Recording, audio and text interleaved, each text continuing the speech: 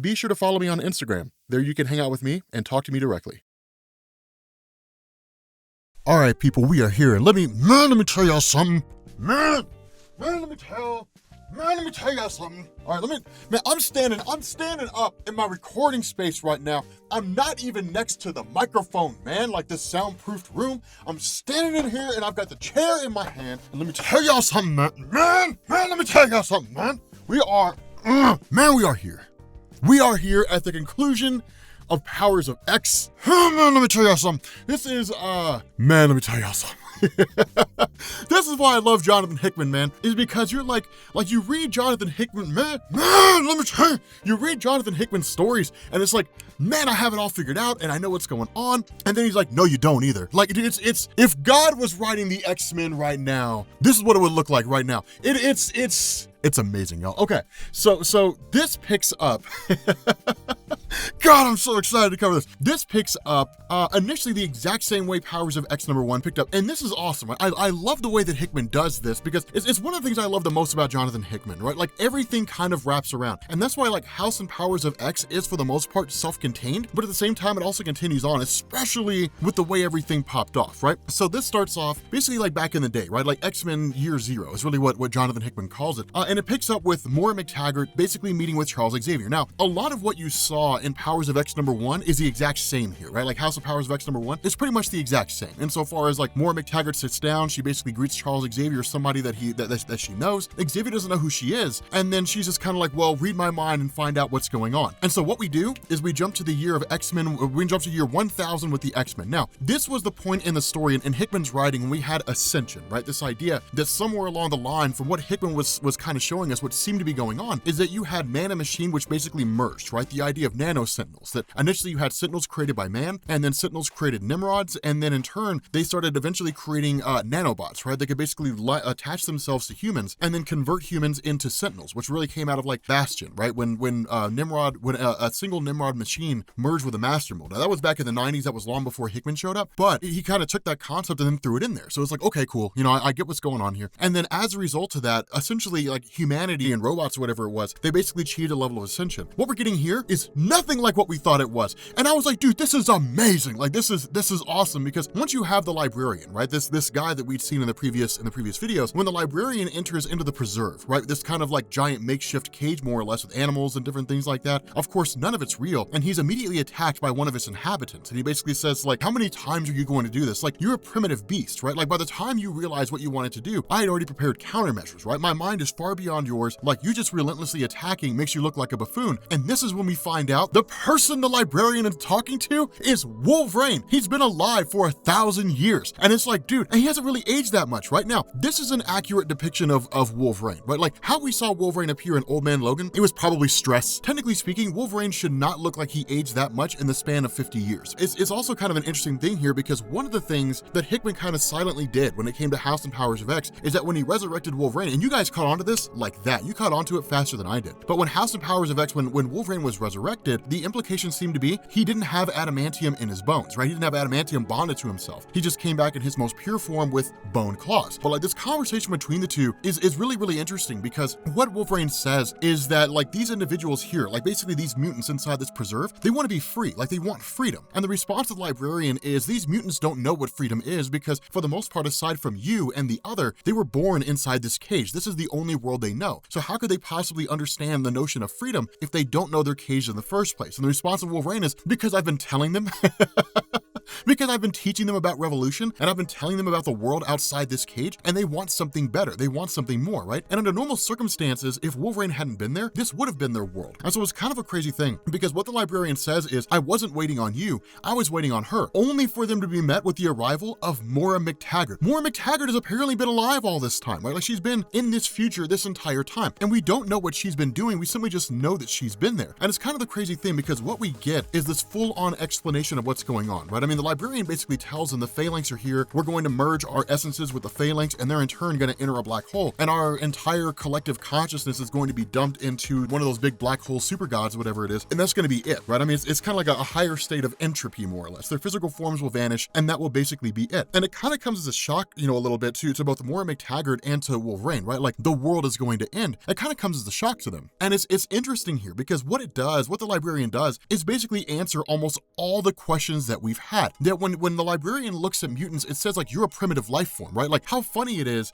that you thought you were going to be the next step in human evolution. And for the most part, they are, right? They're naturally occurring. That's what the librarian says. Mutants are a naturally occurring phenomena. Therefore, they're kind of like nature's response to the evolutionary chain. But at the end of the day, it's all rooted in the notion that like at any point, nature could have snuffed it out, right? I mean, that was kind of the whole idea. When the Celestials modified the genes of early man and they planted in place an idea that these genes would manifest at a single point in time, nature could have rejected it. That was the grand experiment of the Celestials. Will nature go alongside it? Will nature reject it? Will it basically start exercising these genes out of the various humans that are procreating, or they'll just never activate? But because of the fact that they're the next stage in human evolution, mutants always sort of saw themselves this way. What the librarian says is that's not true. The librarian is indeed human, but he's an evolved human. It's really kind of how they progress. And it's sort of funny because in the face of all this, we were kind of like, okay, so basically humans and machines merged into like singular entities, and basically humans were more or less wiped out, and so were mutants for the most part. I mean, what's left of the mutant population is living in a preserve somewhere. That's what the indications seem to be. What we're being told here is that in response to the mutant threat and the increase in the mutant population, that humanity, in an act of desperation, basically started modifying the genes of other humans. The idea was that humans and machines simply merged together and then ultimately started creating supermen.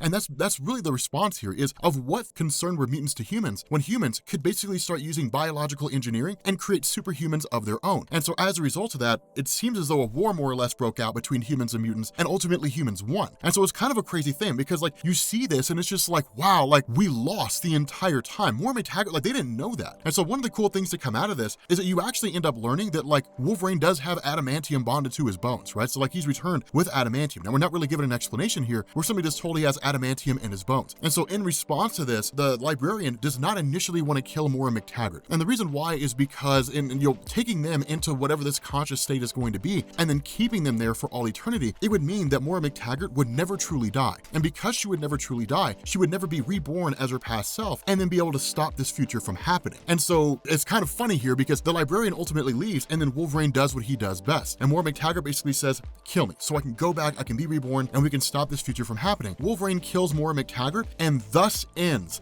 the 6th life of Mora Mctaggart. And I was like, dude, this was her 6th life. And it's crazy. Like it's nuts because it's like, okay, everybody's been wanting to know what the 6th life of Mora Mctaggart is. Like some of you guys had theories that like it was Inferno. Somehow she was involved in the events of Inferno. Maybe like the one who kind of prompted and pushed Madeline Pryor to just kind of go crazy and make a deal with demons. Like whatever the case is, like there were all kinds of theories, right? That like Mora Mctaggart, like the person running the show is not Charles Xavier, that is actually Mora Mctaggart. Like everybody had theories on this and it was so cool. And I think that like everyone was wrong.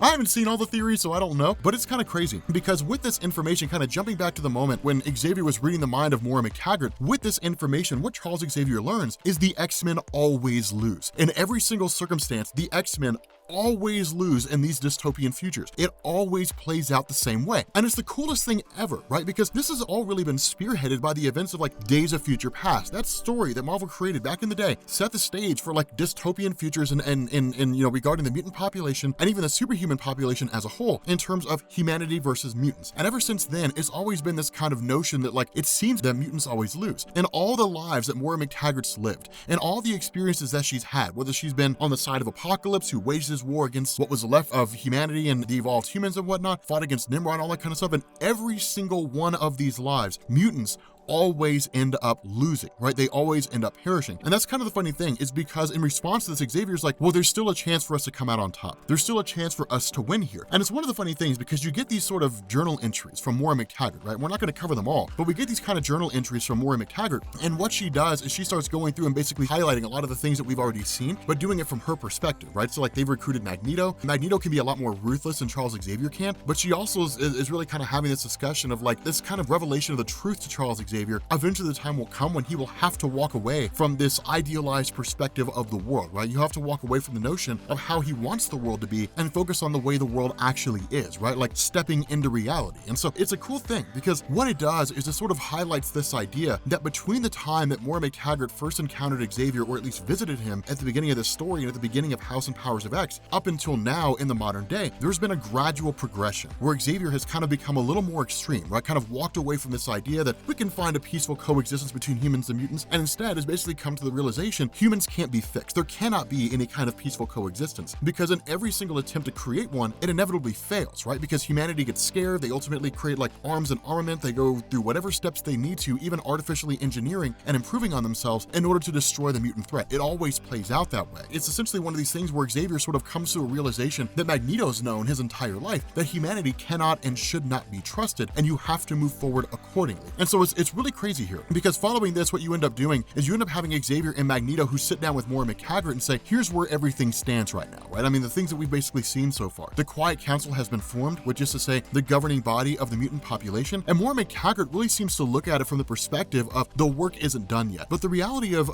where Magneto and Xavier are coming from is that's true, but you have to relish the small successes here. Like with your work and our really kind of going forward, and despite the fact that we did things we weren't supposed to do, like getting Mr. Sinister on board, things like that, what we've done is create a safe space for the mutant population. We've created kind of a government unto ourselves that humans don't need to come to, that they really should not and cannot come to. We've engineered our own method of infrastructure in terms of economic growth, in terms of social policies in the form of government. We've basically created our own island nation. Now, the funny thing about this is like the same thing was done with Genosha, right? A safe haven. Magneto literally held the world hostage in order to get Genosha, and ultimately he did. And then it took one mutant, like it took Cassandra Nova showing up with wild sentinels, and like that, in the blink of an eye, 16 million of them were gone, right? So all it takes is one person, one thing to essentially find the chink in the armor to bring the whole thing crashing down. And so it's really, really cool there in terms of the possibilities that can come out of this. But at the moment, the mutant population doesn't care. The mutant population is celebrating everything that's going on. They're enjoying this moment. And so it's kind of a funny thing is because what they talk about is they had to make concessions, right? They had to make deals that they otherwise wouldn't have made. One of them was with Mystique. And this is one of the coolest things. In order to get Mystique onto the Quiet Council, Charles Xavier and Magneto had to agree to bring Destiny back. And that's a huge thing, right? Like Destiny, dude, Destiny's Diaries. I really hope we get Destiny's Diaries back. Oh my God, dude, that'd be so cool. Destiny's Diaries were a plot device in Marvel Comics that was basically kind of involved a series of stories where Destiny had written down these possible futures, these possible outcomes, and it was kind of like this mad dash to stop them from happening. It was a really cool concept that Marvel never really did anything with after it was all said and done, largely because Destiny was dead, and even the Diaries came out after Destiny was dead, you know, after she was killed off. But Destiny is a mutant who can see the future. She's a precog. It's not an absolute thing, but it's still a relatively strong thing. And Mora Mctaggart is kind of terrified of this, right? Because she's like, look, if Destiny is brought back, then she'll tell everybody the fact that like we always end up losing. And so what it seems like is the entirety of the Quiet Council and the entirety of the mutant island of Krakoa is really built on deception. It's built on this idea that all these mutants were told this will be your safe haven. This will be a place where you can reside and not have to worry about the threat of humanity. But what seems to have happened here is that Krakoa always plays out the same way. Krakoa is established by the mutant population, that it's used by the mutant population as its own nation, and then somewhere along the line, by whatever manner and whatever means, which changes based on the life of Mora Mctaggart, war breaks out between humans and mutants are eradicated, right? So Krakoa is a safe haven, only insofar that humans have not attacked it yet, but ultimately they will always end up losing. And none of the mutants on Krakoa know this. This is so deceptive. It's not like Charles Xavier to do this, right? That's why like this new version of Charles Xavier is amazing. I love the idea of Charles Xavier becoming a new version of himself, right? It's awesome because I'm tired of the same old thing. I liked Charles Xavier after House of M when he was basically a dick and like he was cast out of his own X-Men team and the whole thing was led by Cyclops. Dude, like the X-Men after House of M was amazing. It's cool to see that like the X-Men are finally getting their due diligence, right? It's cool to see that the X-Men are finally getting like back to prominence, man, because then we get Dawn of X. And Dawn of X, okay, check this out. It's like you get Dawn of X, like the actual launch, like the relaunch of the whole new X-Men thing. We get X-Men #1, or we get an X-Men title, we get a Marauders title, which I am so hyped about because Marauders are the henchmen of Mr. Sinister, and I've been a fan of them for a long, long time. We get the return of Excalibur, which, yeah, I guess is kind of cool. We get X-Force, yes. We get New Mutants, which, it'll be cool. We'll see how it goes. And we get Fallen Angels. I don't even know what in the hell that's about, but I'm curious to find out. I haven't looked at any of the solicitations because I don't want to spoil anything for myself, but I'm hyped. Like, I'm very, very excited. Dude, man, let me tell you something, man. 25 years reading the X-Men, man, I'm so hyped. Man, man. I'm sorry I'm so excited, people. But it is an exciting time. It is an exciting time for X-Men fans everywhere. I am, man. Dude, I am so hyped. With that being said, we're going to bring this video to an end. And I will catch you all later. Peace.